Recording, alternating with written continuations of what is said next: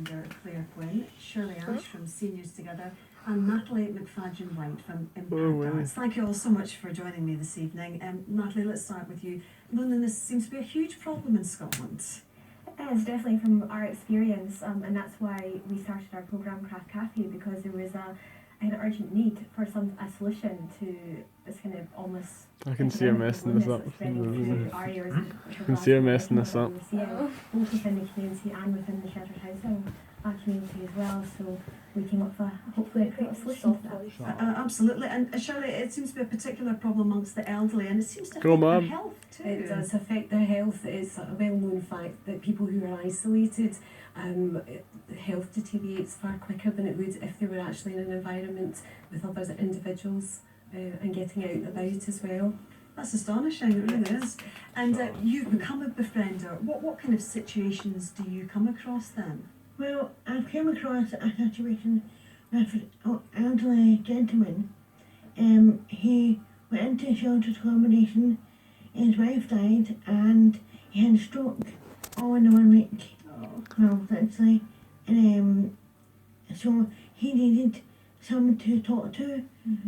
So I went in for about a year, once a week, for about a year, and I didn't need me anymore, so that was very rewarding.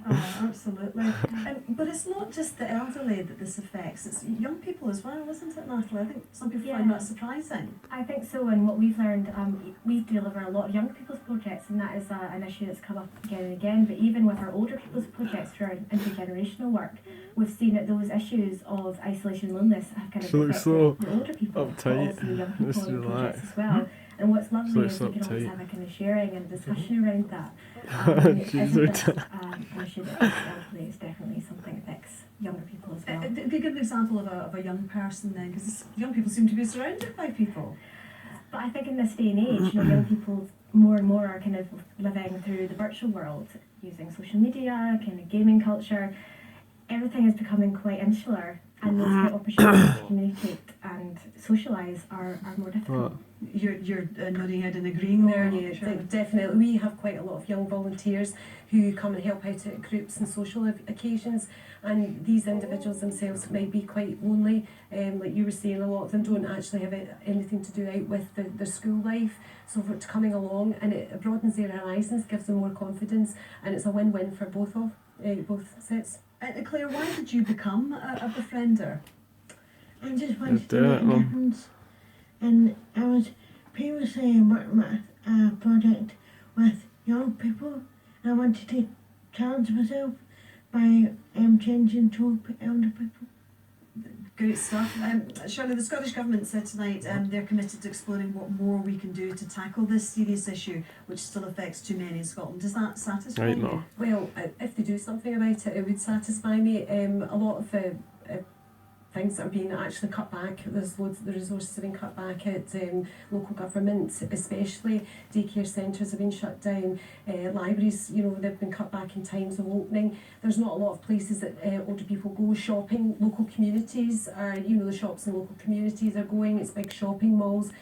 Transport's an issue for older people as well. So there is, I think, within this, not just having a project like Seniors Together in East Renfrewshire, which a small amount of people, it's neighbours, having good neighbours, people going out in their communities, knowing who their neighbours are. Does somebody need shopping? It's also the Scottish Government have got to look at funding more things, funding maybe small community things for people to be able to have access to, or easy access to.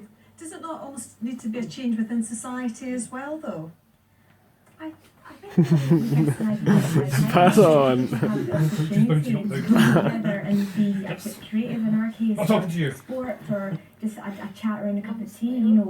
Everyone has that in them to sort of be there and being supportive. And what we've seen through our Craft Cafe programme is that even when those Craft Cafe doors close, the community exists out with it. So there's those social connections, and neighbours who have never met before suddenly know each other and are checking in on each other when they're sick, going on holiday together.